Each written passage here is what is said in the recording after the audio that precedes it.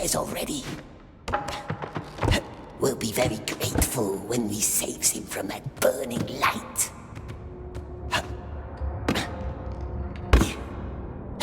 He's getting closer.